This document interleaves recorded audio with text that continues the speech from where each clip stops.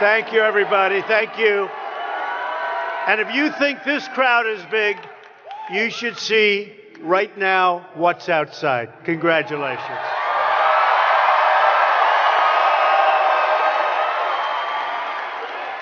Hello, Pensacola.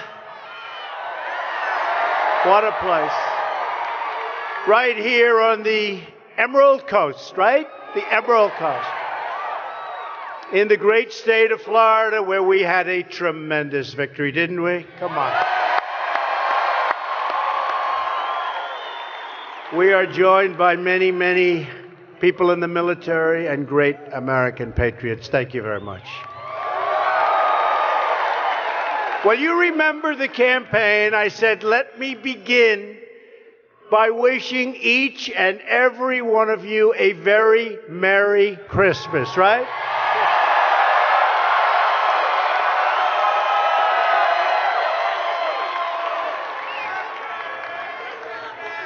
And I can think of no better Christmas present for the American people than giving you a massive tax cut. That's what's happening.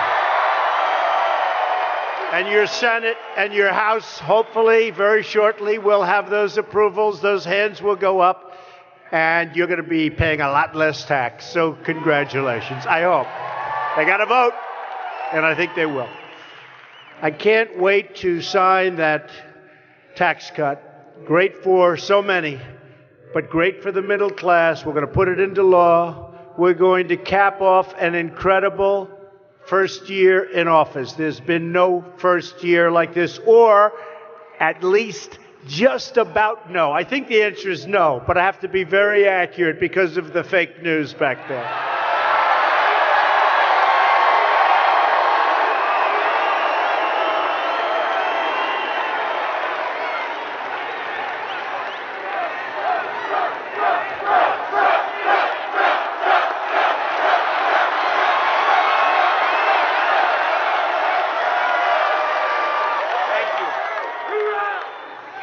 In our campaign for the presidency, we defied the pundits, the politicians, and the special interests because ours was a movement of the people, and it really was. It was a movement of you. It was a movement of the people. It was a movement to make America great again. And it's happening. That's happening. And by the way, how are your 401ks doing? Not too bad, right? Over the weekend, I was in New York City, and I love to say hello to our folks in uniform, whether it's the military, whether it's law enforcement. And we had people backstage, and I always want to take my time. And a man comes up. He was a police officer in New York City. First time anyone said this to me, he said, "Mr. President, I want to thank you. My family thinks I'm a financial genius. My 401k is up 39% in 9 months. I think it's going to be very hard for somebody to beat us in a few years. Can you imagine? Now we're only talking about a few years. All you have to say is, with us it goes up, with them it goes down, and that's the end of the election, right? Everyone's doing well, and it's going to be a lot better. We're going to do better and better. We are going to make our country great again, and we are looking at our country now as America first. America first.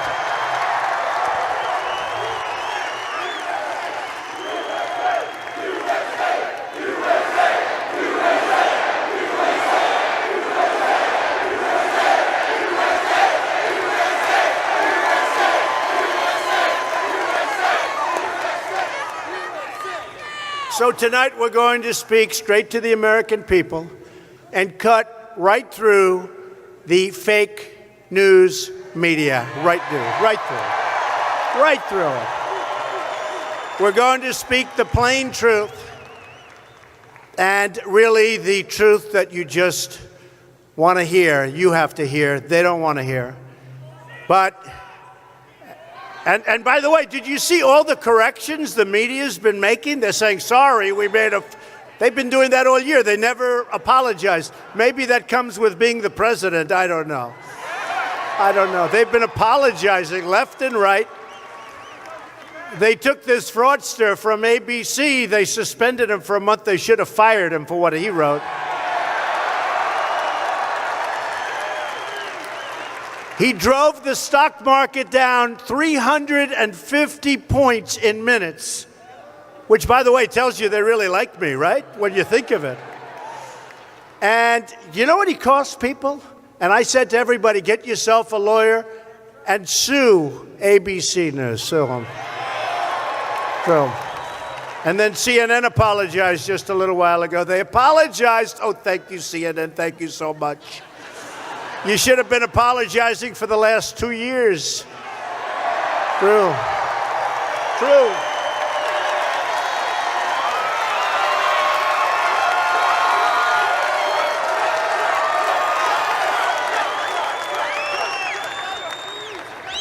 What a group. What a group. But since the election, and they're not going to argue with this, we've created 2.2 million new jobs. Factories are coming back to our country. You know, we have factories pouring back into our country. You ever think you'd hear that? I used to tell you that's going to happen. See, now there's consequences when companies close up their factories, move to another country, make a product and sell it right through. They have consequences now. And by the way, those consequences are getting very steep, and they're going up. There's no more of that stuff. There's no more. In November alone, you saw this today, we added 228,000 jobs. I watched these anchors this morning. They were devastated. Did you say, oh, what's going on? And honestly, we have a long way to go. We're going to do much better than this, and I've been saying it, including another 33,000 new jobs in manufacturing. Where do you hear that, right? Hispanic unemployment is the lowest ever recorded. Any Hispanics here? Any Hispanics? Any Hispanics? You guys were great. Remember, they weren't going to vote for me because I'm going to build the wall, but they want the wall too. They want security.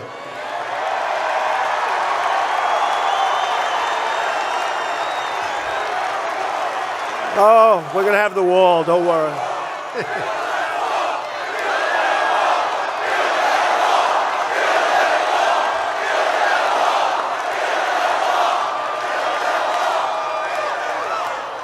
No, they want security. How about the Cuban population in Miami? Well, we have Cubans here tonight. Good. Was the number 86% in favor of Trump? A tremendous percentage. Total unemployment is now at a 17-year low. Think of that. Not bad. Not bad after 10 months. It's only going to get better. Listen to this one. This is, to me, maybe one of the most important because it's all psychological to a large extent, and that's what creates greatness. Consumer confidence is at a 17-year high. Think of that. It was not like that in your last administration. Economic growth last quarter surged to 3.3%. You know it. You know where it was, right? When we started, you know where it was? Dingo. 3.3%, and it's going a lot higher. You know, I used to hear you'll never hit 3, you'll never hit 2.5. You figure maybe 2.3, 2.4. If we didn't have the hurricanes last quarter, we would have hit 4%, and everybody back there would have said that's impossible. We had a couple of hurricanes. You heard about it, right? You heard about it? The stock market is hitting an all-time high record for another, and think of this, 86 times since Election Day. 86 times. It hit a record. 86 times. And we're going to keep it going. And then you look at all of the money you folks are making. Oh, I wish I could take 10 or 15%, but I think you're not going to do that, right? You're not going to do that? But it's getting better and better. Your pensions are getting bigger and bigger. Your pension funds, all of those things are happening. And wait till you see what we're doing. Tax cuts, but wait till you see what we're doing with health care. Wait till you see. You're going to be happy. Not the Obamacare nightmare. Not Obamacare nightmare. It's not that nightmare where your premiums are a disaster, right? They're a disaster. No, we have it going. You watch. We have some very good things happening with respect to health care, and the taxes are a part of it, and you'll see what happens right after taxes. You're going to see what happens, because with taxes, something great is going to get announced. We're getting rid of the individual mandate. That individual mandate, where you pay a lot of money for the privilege of not having to have insurance or health care. So you pay for the privilege of not getting taken care of. Isn't that a wonderful thing? And we're going to repeal it.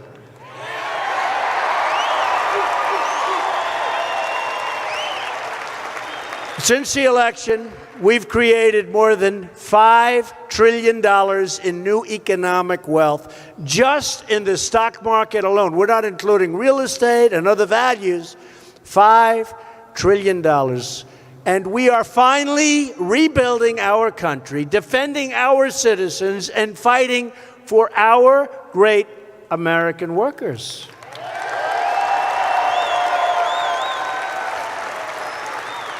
We're putting America first by renegotiating trade deals. We're renegotiating NAFTA. We're renegotiating our horrendous deal with South Korea. I kept you out of the TPP, which would have been a total disaster for you and for everybody else. And we're making individual deals with these countries. You know, when you get tied into 12 countries or 22 countries or 18 countries, you're stuck. It's a spider web. But it's like this. If you have 16 good ones and 2 bad ones, as an example, you can't do it. You can't get out. When you have a deal one-on-one, nice, simple deal. We have a deal with Japan, or we have a deal with South Korea, or we have a deal with whoever it may be. If they don't treat us right, we send them what's called a letter of termination. See? These people always say, they're saying, TPP. Yeah, we're all these countries tied in. You can't terminate. You're tied into all the good ones. Thank you very much. Appreciate it. So you can't do what you have to do. So you send out a letter of termination. You give them a 60-day notice or a 30-day notice or even a 6-month notice. They then come back because we're the big piggy bank that everybody likes robbing. The whole world robs it. So they then come back and they say, can we negotiate? And we make a better deal than we had in the first place, right? But you can't do that when you have many countries tied in. You can't, I call it a spider's web. There's a lot of Washington lobbyists, bureaucrats, politicians who don't want to see things change. They're made a fortune. Areas around Washington, D.C. are the richest areas in this country. You saw it the other night. A list came out. We have 5 areas that are among the richest areas in the country. That's because everybody is making a fortune, and people outside of that area are paying for the money they're making. We're not going to have it. They like things the way they used to be. They don't like it so much now, although I must tell you, they're doing well also. They're doing well also. Their stocks are going up. I don't know if there's anything I can do to prevent it for those people. But they call themselves the resistance. You ever see these signs? Resist, resist.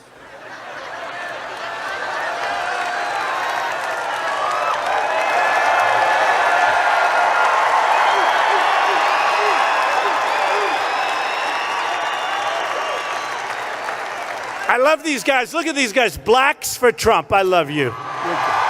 I love you.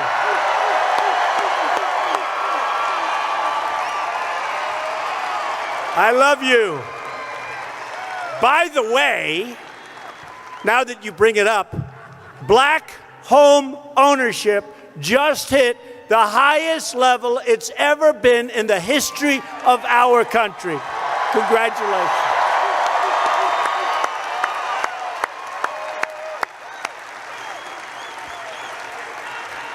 Oh, these resistors resist. Hillary resisted, and you know what happened? She lost the election in a landslide.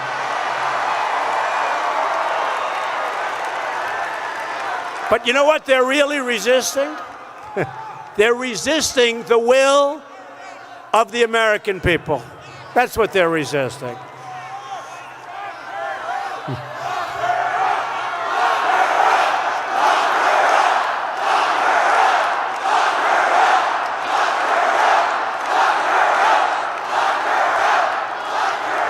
Look, it's being proven we have a rigged system. Doesn't happen so easy.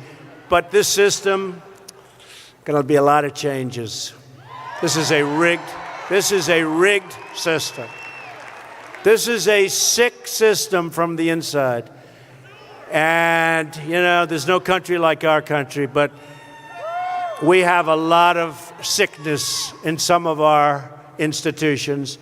And we're working very hard. We've got a lot of them straightened out, but we really do. We have a rigged system in this country, and we have to change it. Terrible. Terrible. They're resisting progress. They're resisting change because the only thing they really care about is protecting what they've been able to do, which is really control the country and not to your benefit. By the way, wages starting to go up. First time in 20 years, starting to go up. That's all going to happen. That's all going to happen. That's all going to happen. That's just a part of what's going on. But I'm going to do something better than that. We're going to have choice. Now, we have choice in education now. We're starting that, right? And I thought of it the other day. We're going to have choice in jobs so that you don't have one job and hang on even though you don't like it. You're going to have choice where you can take 5 jobs, 6 jobs, 7 jobs, pick the one you like at the most money. That's what's starting to happen because the jobs are coming in. That's what's starting to happen. Thanks to General Mattis and the military leaders and the allies. Mad Dog Mattis. Mad Dog Mattis.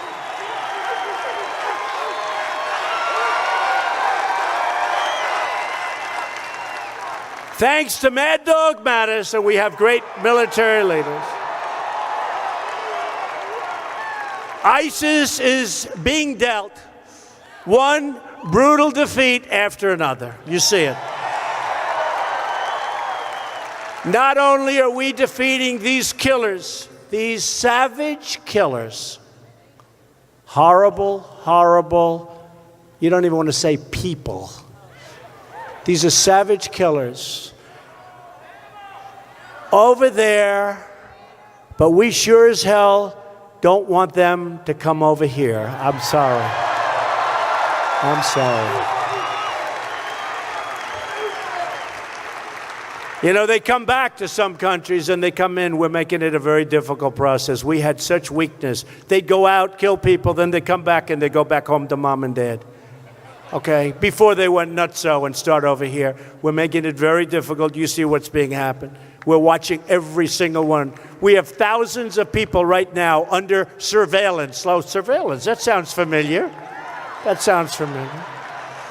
Remember when I suggested something like that? Everyone said, Trump? Why is he said? Well, it turned out I was right about that one, wasn't I?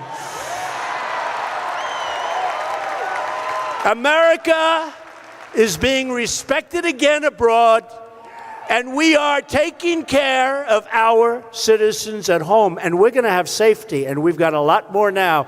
We're getting rid of the MS-13 animals.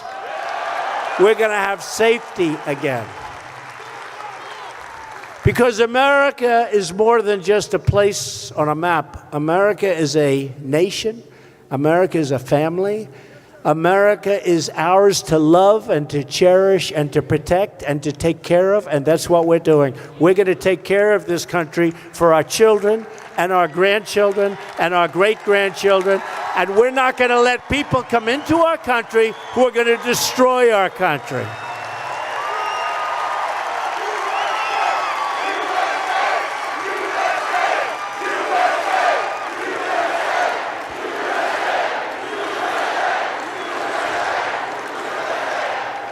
And that may or may not be politically correct, but honestly, I don't care. We have to do the right thing. We have to do the right thing. Our agenda is pro-family, pro-police, pro-worker, and 100% pro-American. That's what our agenda is.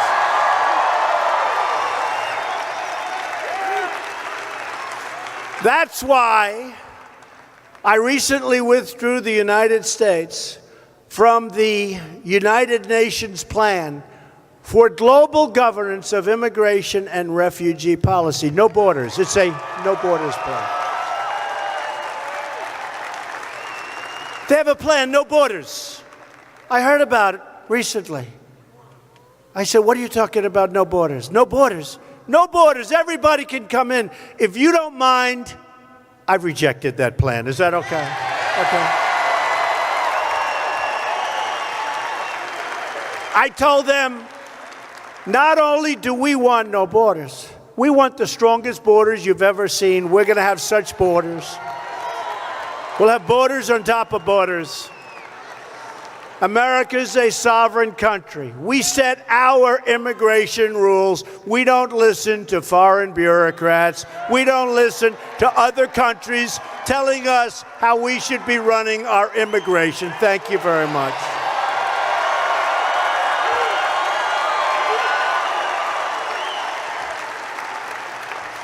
We're also getting smart and tough on trade. I've been talking about this for a long time. It's one of the reasons I'm here, one of the reasons I'm president.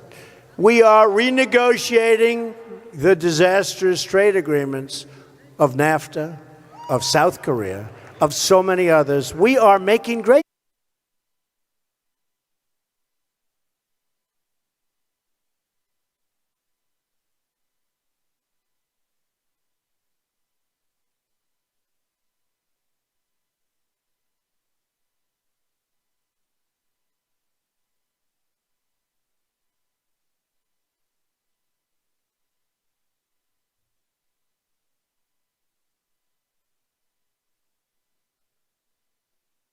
But we had a meeting. He said, no, you have a trade surplus. I said, no, we don't. He said, no, you have a trade surplus. I said, Mr. Prime Minister, we do not. He said, how do you know? I said, because we don't have a surplus with anybody. And that number is going to go a lot higher. And these are numbers that are going to produce a lot of jobs in our country, and that's what we have to be doing.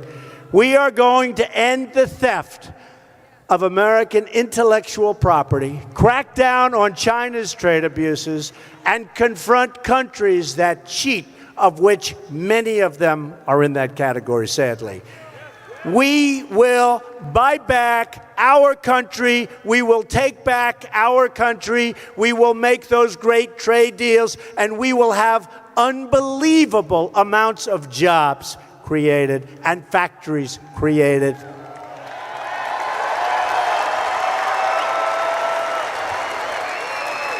And we will do what other countries do. We will start buying American. We want to buy our product. And we will start hiring American. And we will stay American and be proud of it. And that's what's happening more and more. That's why I see all those red hats and those white hats. Love those hats. That is why one of my very first acts as president was to withdraw the United States from the job-killing Trans-Pacific Partnership. Had to do it. We've also canceled the one job-killing regulation that you see after another, one after another, beating the mark of any previous president. Now, there was a great article in the Wall Street Journal the other day, full page, that in the history of our country, nobody even close, and these are longer terms than 10 months, that in 10 months I've done more on knocking out regulations than any other president in our history. You know who was right up there? Honest Abe Lincoln. Can you believe it? He was a regulation cutter. Can you believe it? Abe Lincoln was a regulation cutter. Who would have known that? I said, you mean I beat Abraham Lincoln? That's pretty good for 10 months. I don't know if regulation sounds so glamorous, but I can tell you it's very important. But we have a lot of others. We have statutory requirements where you have to give a 90-day notice, then another 90-day notice, then you have a cooling off period, then you have to give a 30-day notice before. They're all in the works. And you're going to see a lot more cutting of regulation. But we've done more than any other president, and it's not even close. And we haven't even started.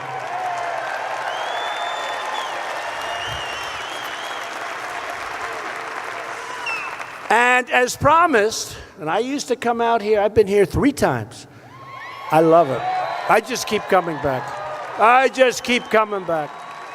Oh, boy, oh, boy.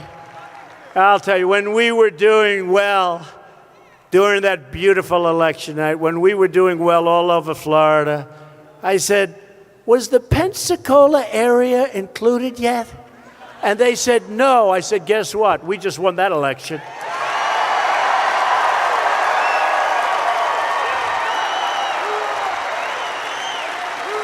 That's right.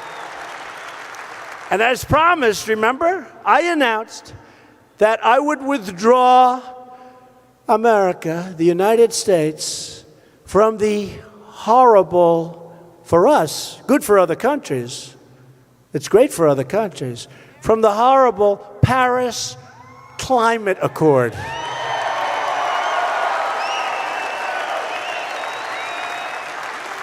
Costs us a fortune. So China doesn't start till around 2030, I think. Russia doesn't have to go back to like a recent date. They go back to somewhere in the 1990s, which was a high pollution time. Other countries we end up giving money to. This would have been one of the great catastrophes. And I could come back into the deal at a much better price. They'd love me back in. I could come back into the Paris Accord, and I like the people. I really like Emmanuel. I like so many of the people involved. But I could come back. It's like, I don't get it. I don't see it. I want clean air. I want crystal clear and clean water. I want things that they won't have. And I don't want to pay the kind of numbers that you're talking about. If we stayed with those numbers, we would have had to close factories and businesses in order to qualify by 2025. Can you imagine, ladies and gentlemen, we're violating the accord. In the meantime, some of those countries are spewing stuff out that you wouldn't believe. And we would be closing up. Now, we could maybe change the deal. But then we'd get sued by all the groups that sue. You know, in China, they don't sue China. Nobody sues. With us, they sue. I approved, immediately after we took office, the Keystone XL and Dakota Access Pipeline. Right? 48,000 jobs. We've lifted the restrictions on American energy, including shale, oil, natural gas, and clean, beautiful coal, of which we have 1,000 years of supply. And we're putting miners back to work. Did you see West Virginia? I love West Virginia. West Virginia. I love West Virginia. So West Virginia, people were saying, oh, trouble. Coal will never come back. In the meantime, they're buying it in Vietnam from us. The president of Vietnam said that is the finest coal we've ever purchased. They're buying it from us. So West Virginia, the numbers just out. Great governor of West Virginia. Numbers just come out. West Virginia had the biggest percentage increase in GDP of any state in our union except for Texas. It was second. How's that? How's that? And they said, oh, coal will never come back. Now we're opening up mines and we're drilling and we're doing all sorts of things. And the windmills are wonderful, but you know, when the wind doesn't blow, they really do cause problems. We have no energy this week. Well, hopefully the wind will start blowing pretty soon. We are pursuing American energy dominance, and by the end of this year, we will be totally self-sufficient. We will be major exporters of energy. We will take in massive amounts of money. We will start paying off our $20 trillion in debt. My administration is also leading the charge to rebuild our military. Right? Military.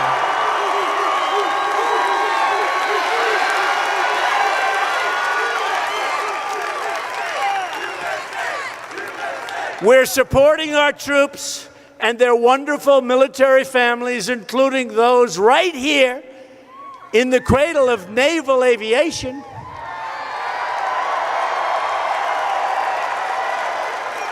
The home of the legendary Blue Angels. People don't realize that.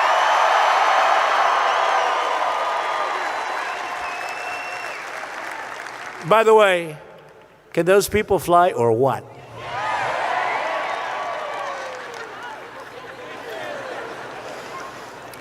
How about Naval Air Station Pensacola? Good place, right? Good place. And it's really time. This isn't a Republican thing or a Democratic thing or anything. It's time for Democrats in Congress to drop the threats of shutdowns of government and support a clean appropriations bill that fully supports and funds our military. We can't play games anymore. We can't play games. And don't forget, we make the greatest missiles, the greatest military equipment anywhere in the world. Nobody's close. And what does it also mean? And to me, it's secondary in this case. But what does it also mean? Jobs, jobs. But we are building our military stronger, and by the time I decide to go off into the wild blue yonder, you are going to have the strongest military this country has ever had by far.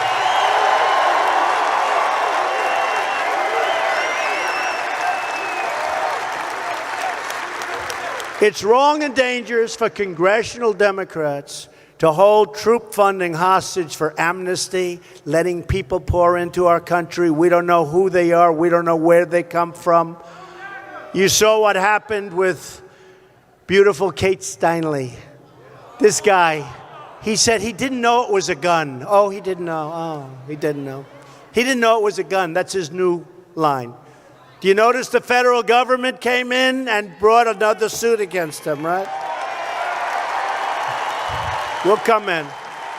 That was a total miscarriage of justice. He didn't know it was a gun. The real changes that we're facing are the drugs and the gangs pouring into our country, the millions of people overstaying their visas, chain migration that costs taxpayers billions and billions of dollars, and sanctuary cities that set free violent criminal aliens all over our country and protect them.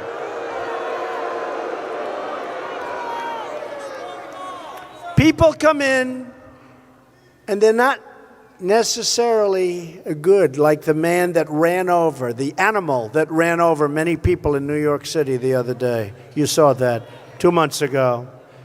He runs over people, goes on a beautiful, I know it so well, the West Side Highway. I know it so well. So beautiful. People running, jogging, trying to get in shape. He killed many people, ran them over. Chain migration. According to chain migration, he may have as many as 22 to 24 people that came in with him. His grandfather, his grandmother, his mother, his father, his brothers, his sisters. We have to end chain migration. We have to end chain migration. I mean, you go to Kate, who was such a beautiful young American woman, killed on a pier in San Francisco in the prime of her life. She was killed by this guy, an illegal alien who had been deported 5 times and convicted 7 times of felonies. And I guess they weren't allowed to mention this in court. They weren't allowed to mention. Don't worry, we're right in there. But he was roaming free to threaten innocent Americans like Kate because of our porous borders and because San Francisco is a sanctuary city. In other words, a city run by politicians who would rather protect criminal aliens than American citizens. I mean, let me give you another example. The city of Chicago. What the hell is going on in Chicago?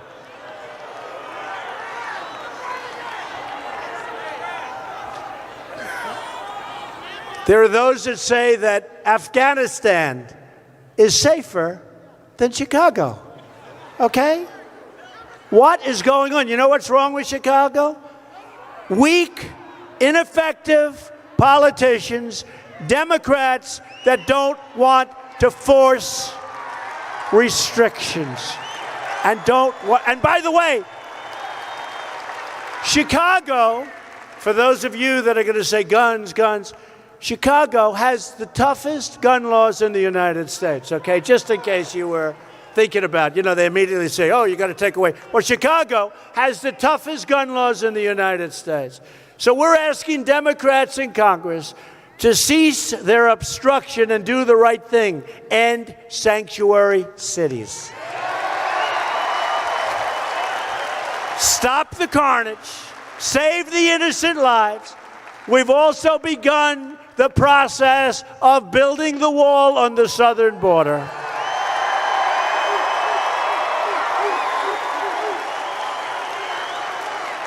And we are empowering our immigration officers to do their job, and they're doing a great job. ICE and Border Patrol agents are working so hard, and they endorsed us for the election. I say us because it's really not me. It's us all together. It's us. It's us. We're a group, a big group, a big, beautiful group. I'll tell you, all you have to do is look around here.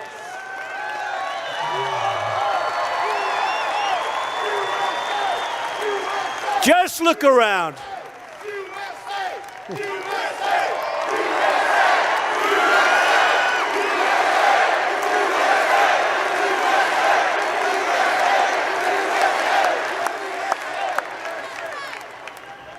I just said, just look around, and the first thing I see is that big, beautiful Merry Christmas sign. I mean, can you believe it? Remember I told you 2 years ago when we started, I said, and it was summer, but I said, you know, we're going to say the Merry Christmas, but let me just tell you, the department stores, right? They had the beautiful red walls. They had snowflakes all over the place. They had everything. Only one thing missing, the words Merry Christmas. They're using those words again. Do you notice? They're using those words again.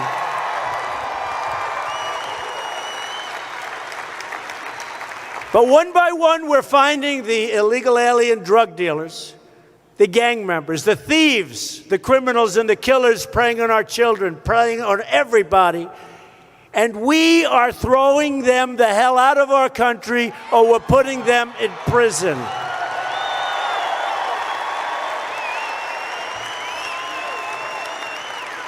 And because our borders now are strong as they should be, and they're going to get much stronger, we will not let these people back in. It's time for Congress to adopt a pro-American immigration agenda. Every member of Congress should be asked where they stand on these issues. Blocking funds to sanctuary cities. I don't want to give sanctuary cities money. Passing Kate's law to put repeat offenders behind bars for a long period of time.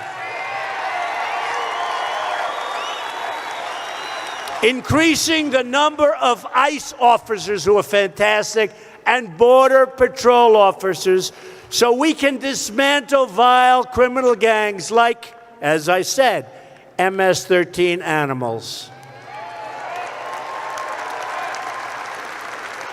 Ensuring that new immigrants to our country are financially self-sufficient and will not be on welfare the day they come in. And as I said, ending chain migration. We want a system that is merit-based. They come in on merit. They don't come in a lottery system. How about the lottery system, folks? You see that? That's the guy in New York City. The lottery system, where they put names in a bin. You know, you think these countries are legit when they do their lottery system. So what they do, I would say, but more than just say, they take their worst and they put them in the bin. And then when they pick the lottery, they have the real worst in their hands. Oh, here they go. And we end up getting them. No more lottery system. We're going to end that. We've already started the process.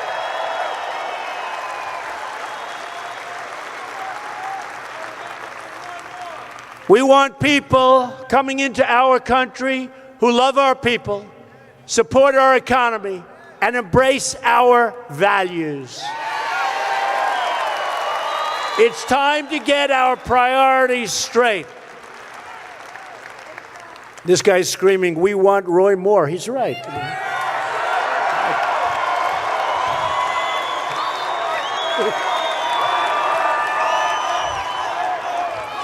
Democrats in Congress want open borders, higher taxes, and government-run health care that doesn't work. Costs a fortune, doesn't work. They're soft on crime, and they want to suffocate our economy with socialist-style regulation. Raise your taxes through the sky. They don't want to vote for our tax cuts because they want they want tax increases.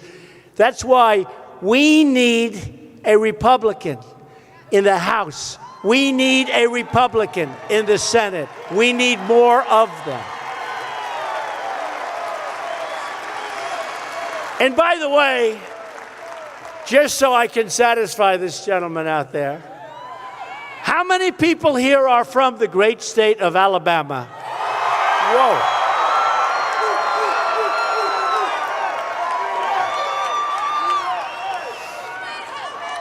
Well, I have to say this. Look, we have to be fair.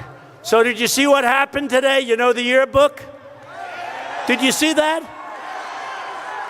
There was a little mistake made. She started writing things in the yearbook. What are we going to do? Gloria Allred, anytime you see her, you know something's going wrong. We cannot afford, this country, the future of this country, cannot afford to lose a seat in the very, very close United States Senate. We can't afford it, folks. We can't. We can't afford to have a liberal Democrat who is completely controlled by Nancy Pelosi and Chuck Schumer. We can't do it. Can't do it.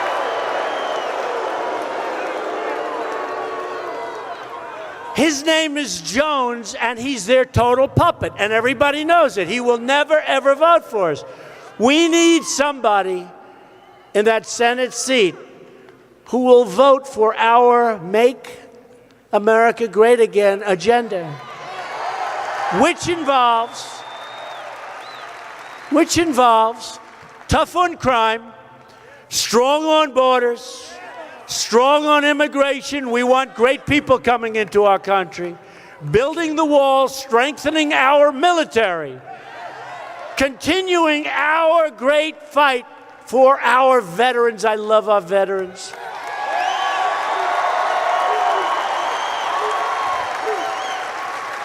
We love our veterans. We want conservative judges like Judge Gorsuch on the Supreme Court, doing a great job, too. We want people that are going to protect your gun rights. Great trade deals instead of the horrible deals.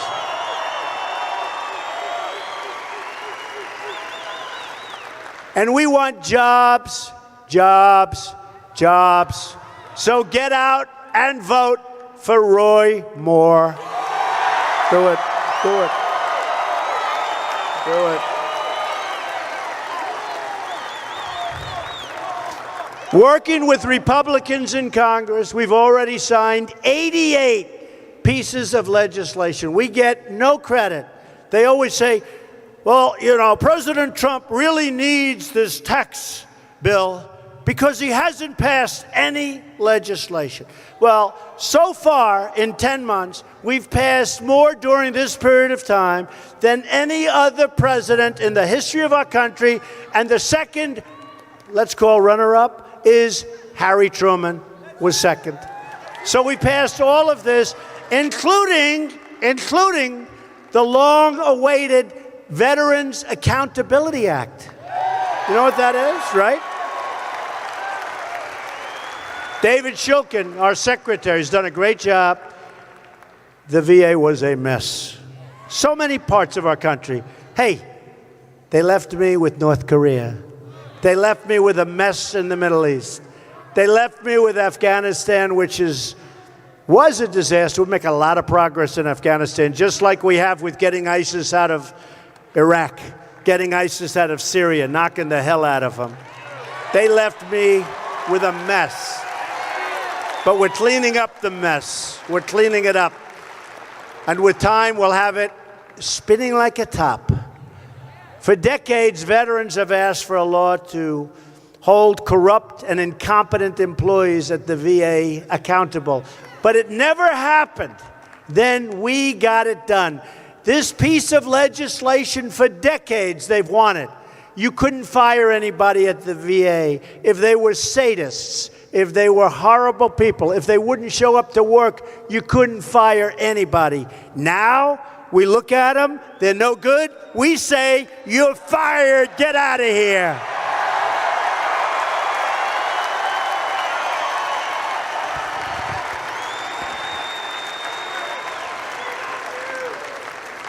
And I must tell you, I can't believe that Arnold Schwarzenegger bombed so badly on The Apprentice. My poor, beautiful show.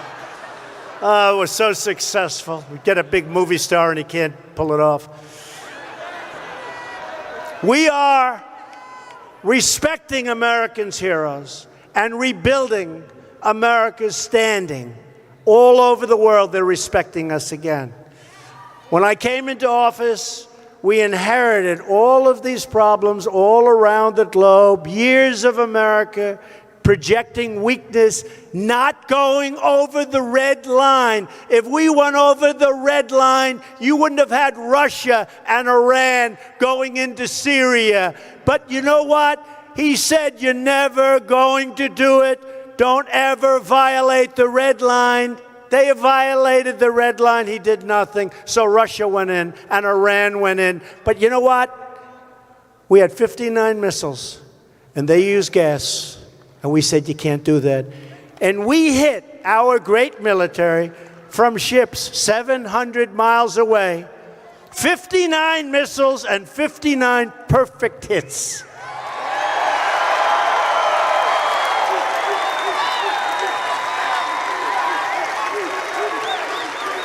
And we've stopped apologizing for America, and we have started defending the reputation of the United States, finally.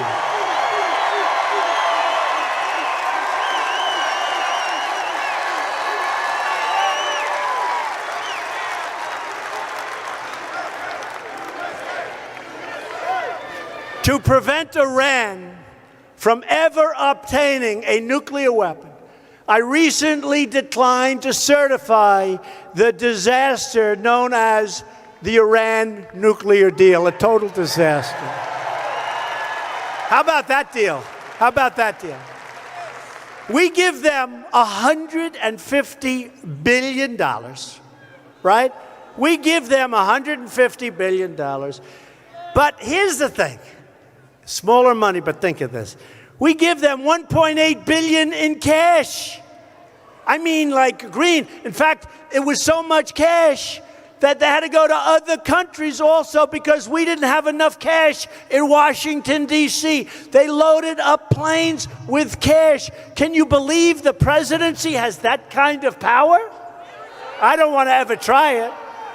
No, but can you believe that the presidency has the power to send bushel loads of cash to Iran, probably for hostages, probably $1.8 billion, probably for hostages. So sad. We don't do that. We don't do that anymore.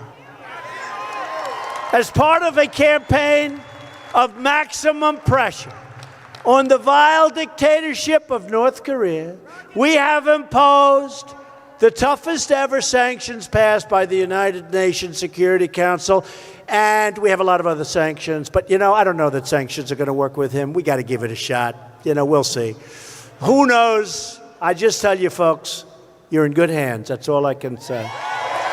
That's all I can say.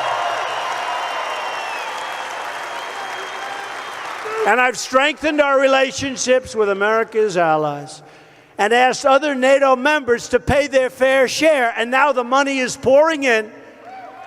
The money is pouring in. Remember, I went to NATO a year ago, and these fake people back here, they were saying Donald Trump's performance at NATO was unacceptable. You know why? You know why they said it? Because I told the people of NATO standing right behind me while they were standing behind me, they've been delinquent. They haven't been paying. I said, you got to pay. You got to pay. You got to pay. And now they've taken in because of that. And I guess I implied if you don't pay, we're out of there, right? And I took more heat from the press. They said, Donald Trump was rude to our allies. Well, they're rude to us when they don't pay. Right? They're rude to us. So we'll have a nation that doesn't pay. Then the nation gets frisky with whoever, Russia. So we have a nation doesn't pay. The nation gets aggressive. We end up in World War III for somebody that doesn't even pay. You think they think we're geniuses? So here's what's happened. In the last short period of time, Stoltenberg, who's the head of NATO, he's my biggest fan in the whole world because he couldn't get anybody to pay. We've taken in $11 billion extra, and going into 2020 or 2021, we will have taken in $33 billion extra, and they aren't even doing what they should be doing, just so you understand. It's terrible, the way our country has been disrespected, but we will be disrespected no longer, okay?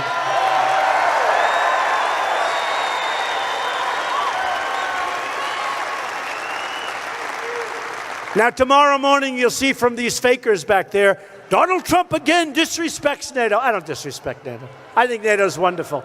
But you know what? We're paying for 80% of NATO. Could be higher. They say 72%. So we're paying for 80% of NATO. Now, I can only tell you one thing.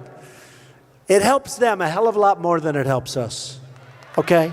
And they should pay. Germany's paying 1%. We're paying 4%. Explain that one to me, right? And Germany has unsustainable cash flow. I read a report. Their cash flow is unsustainable. So I said to Angela, Angela, send a little of that cash flow our way.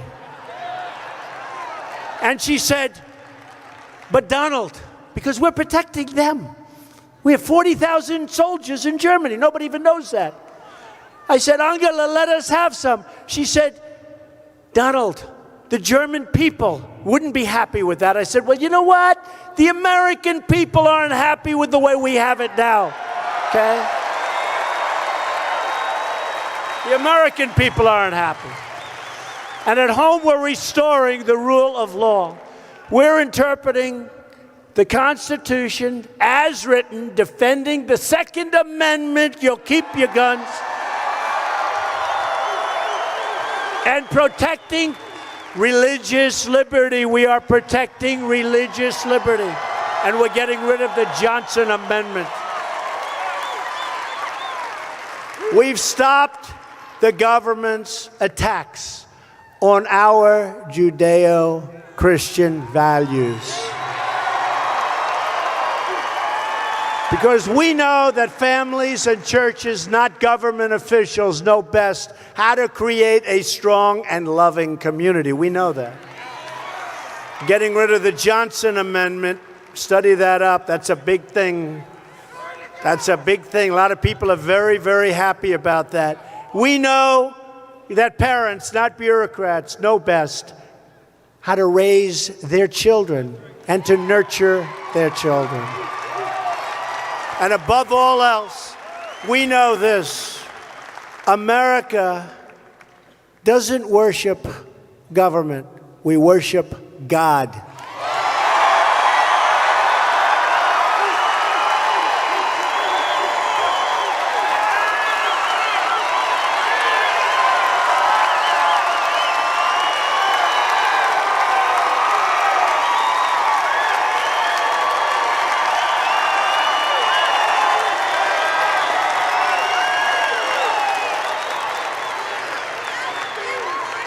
All of us here tonight are united by the same values. We love our country, and we are proud of our history. We are so proud of this country. We honor our heritage, and we treasure our freedom.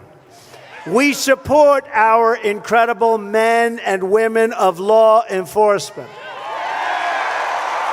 We believe the United States military is the greatest force for justice in the history of the world, and we are going to take care of it, and we are going to properly fund it, and we are going to have the finest weapons, because when we do all of that, we are much, much safer.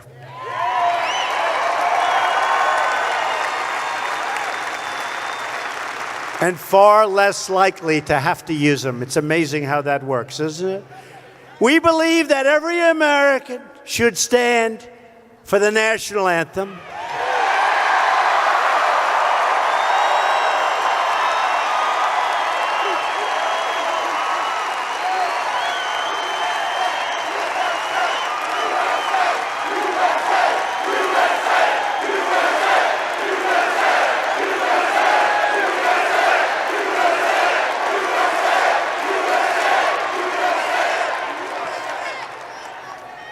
And we proudly pledge allegiance to one nation under God.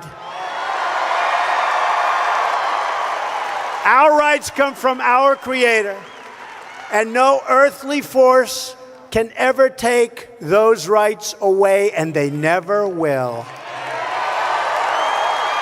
That is why my administration is taking power back from global bureaucrats and returning that power back to the American people. And you see it all the time. You see it economically, you see it at the church, you see it in every different way.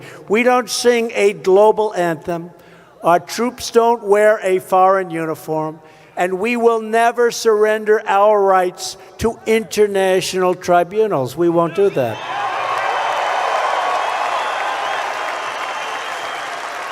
We proudly sing the Star-Spangled Banner. Our brave troops fight and die for the red, white, and blue, and we protect and preserve the American Constitution that we cherish.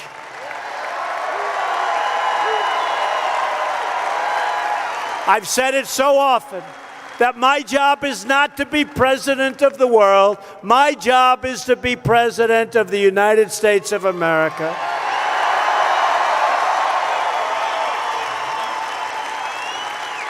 Yet there are powerful forces in Washington trying to sabotage our movement.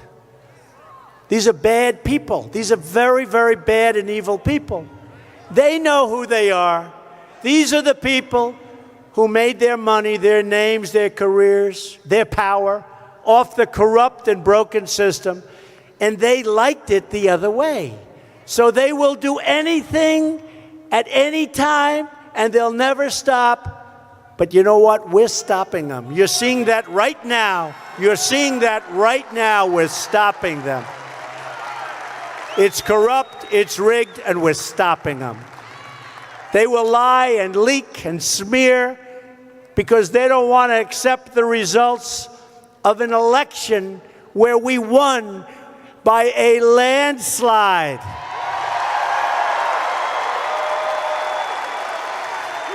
Do you remember? There is no way for Donald Trump to get 270. We heard that for week after week. What they're doing is the fake news. It's called suppression. Just like they give the fake polls. I call it fake news, fake polls. A poll came out today on CNN, such a fake. A poll came out. They'll have to apologize for that one. Another one came out that was through the roof, but it wasn't on CNN. But I will tell you, look, we need honesty. We need some love in the country. I'd love to bring both sides together if that's possible. There's a lot of hatred out there, but I would love to be able to bring both sides together. But remember this, the same failed voices in Washington who opposed our movement right from the beginning are the same people who have undermined the credibility of our government institutions. They're the same ones who gave us one terrible trade deal after another and one foreign policy blunder and disaster after another with no accountability and no apology. The Washington insiders who oppose our movement are the same people who sacrificed our sovereignty, our wealth, our borders. Look at our country. We owe $20 trillion. Think of it. We have spent, as of 2 months ago, almost $7 trillion in the Middle East. And you know what we have? We have nothing. It's worse than it was 17 years ago when they started. These are the people that fight us. And if I want to fix up the roads in this country, they say, oh, well, we don't want to spend money for that. It's a tiny fraction. We could have, with that $7 trillion, not billion, $7 trillion, we could have rebuilt our country 3 times over. They've had their chance at running this country and they failed. So I think I speak for everyone here tonight, and I appreciate you being here, especially in numbers where you can't even get into the corners. When I proudly say, you know the beautiful thing? I was telling some of my friends backstage, the amazing thing about this, and all the people that couldn't get in, when an election is over, they tell me, what do I know? I've been a politician for a little more than 2 years. So what do I know? Although I'm doing a good job, I guess, right? I'm president.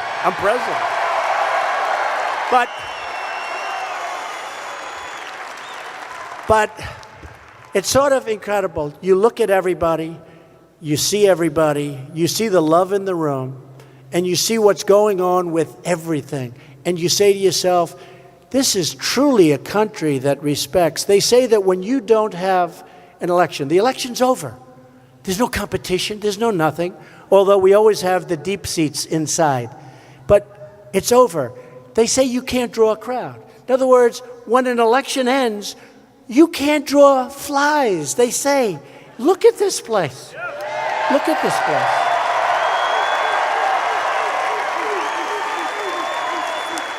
I'll never forget on the trail I'd go, we'd have 20,000, 25,000. We went to Mobile, Alabama. We had 49,000 people. We went to Michigan the night of the election. I got there, started speaking at 12:30 in the evening. That means it was already election day. We had 32,000 people there. Michigan hadn't been won in many, many years by a Republican. Hillary Clinton went there in an emergency because she was told that day that she was doing badly in Michigan. She went there. She had a crowd of like 600 people. I had 32,000 people at 1 o'clock in the morning. I said, why are we not going to win? Why are we not going to win? And we won. We went to Wisconsin. Hasn't been won in many, many years. You remember that?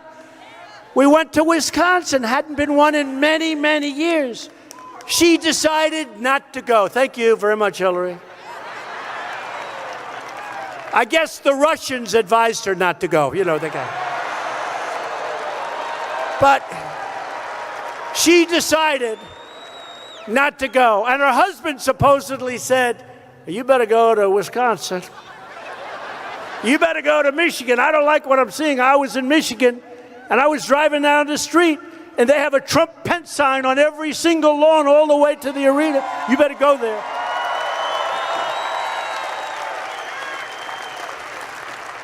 And she said, no, no, no, my bunch of dummies, a bunch of dummies. You know, I don't get credit for one thing. It always bothered me. I spent a tiny fraction of what she spent and we won. You know, in the old days, if you spend less and you win, that's a good thing. Over here, you don't get any credit for it. We spent 25 or 30%. She was at what number? 2.2 billion, I understand. 2.2 billion. Do you think those consultants made a couple of bucks on that election? Didn't she spend 12.4 million on a dossier that was a total phony, right? 12.4 million? Boy.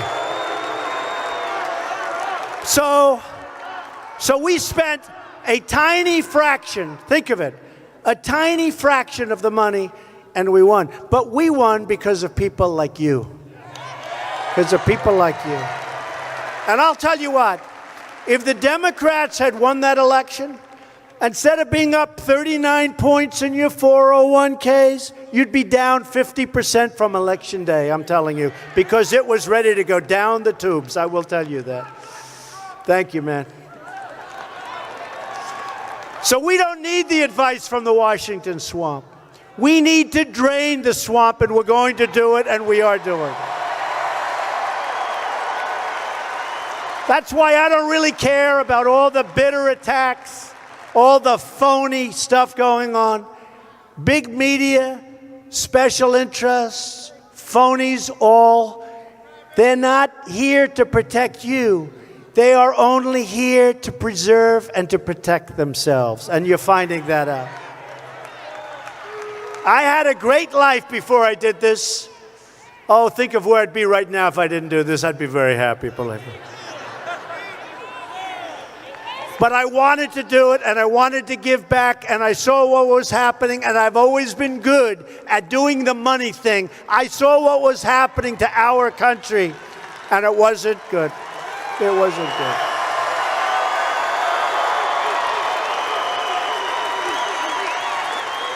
I took this job on behalf of the forgotten men and women of our country. But guess what? They are forgotten no more. No more.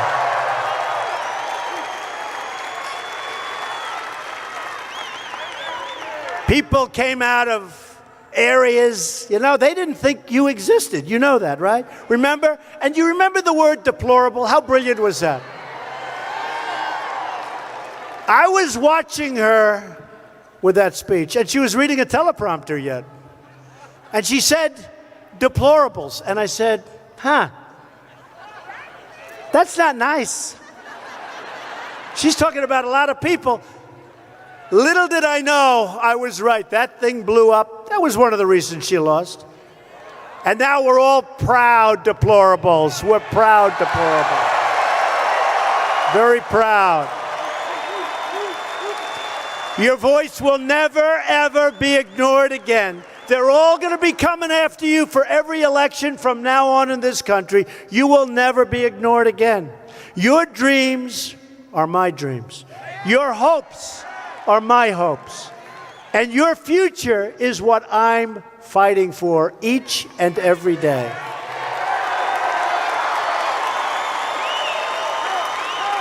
We're just getting started. We're on the verge of passing that wonderful, beautiful tax cut. It's the biggest in the history of our country.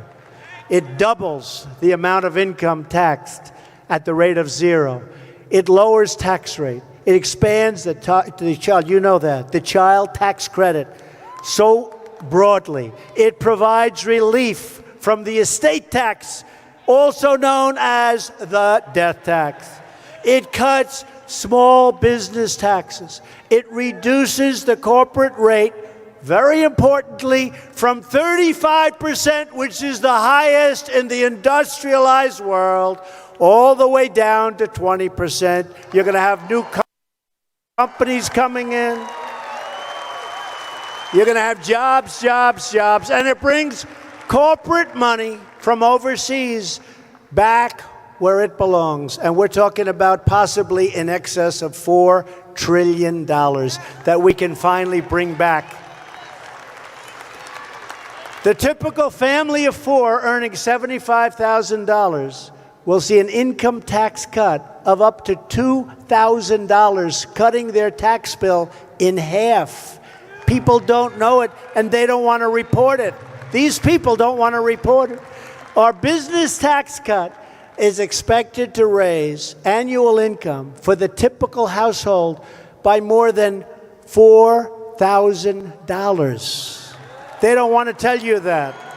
They don't want to tell you that. Fake news. Our plan means more companies will move to America, stay in America, and hire in America. We want every American to know the dignity of work, the pride of a paycheck, and the satisfaction of a job well done.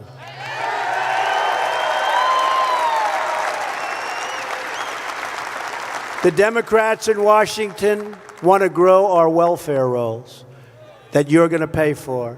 They want to grow all sorts of things that you don't want to even think about. I want to grow our employment rolls with great jobs, well-paying jobs, jobs of dignity, jobs where people love waking up in the morning and going to work, and that's happening. So we're going to lift our people from welfare to work, from dependence to independence, and from poverty to prosperity. We will restore hope to our struggling rural communities and to our inner cities where we're making progress. We're making progress. We will build new roads and bridges and tunnels and highways all throughout our land. Factories will come roaring back to life. New works of iron and steel will be forged from fire and from spark and from our country. And they will be made with American muscle, American hands, and most importantly, American heart.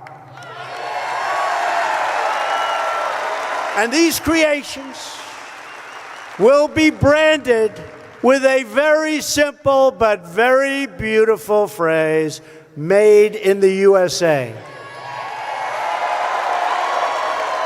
We have it in our power to build this future together.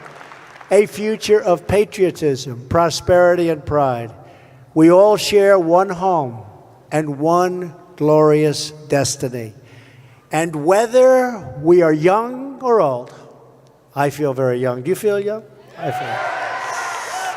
feel. Whether we are from the city or the country, and whether we are black or brown or white, you've heard it before, we all bleed the same red blood.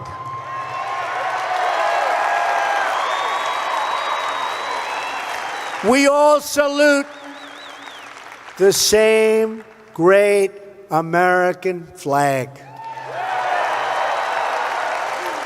And we are all made by the same Almighty God.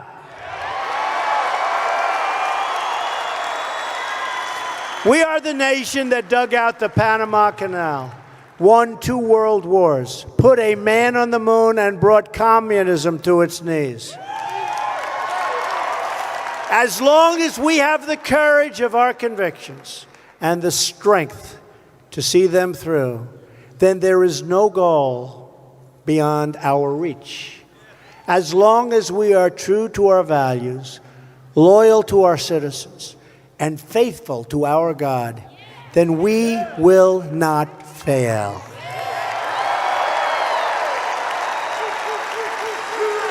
This is your land. This is your home. And it's your voice that matters the most. So speak up, be heard, and fight, fight, fight for the change you've been waiting for your entire life, for the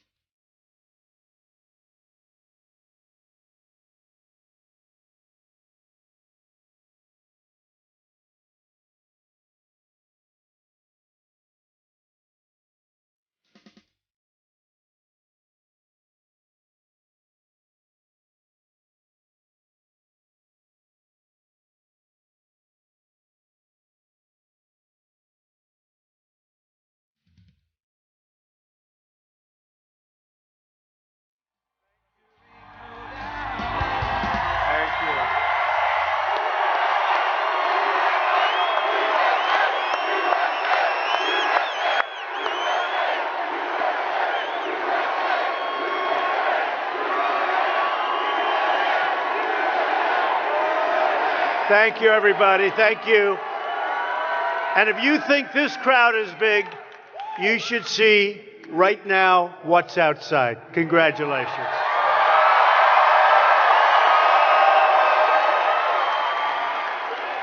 Hello, Pensacola. What a place. Right here on the Emerald Coast, right? The Emerald Coast. In the great state of Florida, where we had a tremendous victory, didn't we? Come on. We are joined by many, many people in the military and great American patriots. Thank you very much. Well, you remember the campaign. I said, let me begin by wishing each and every one of you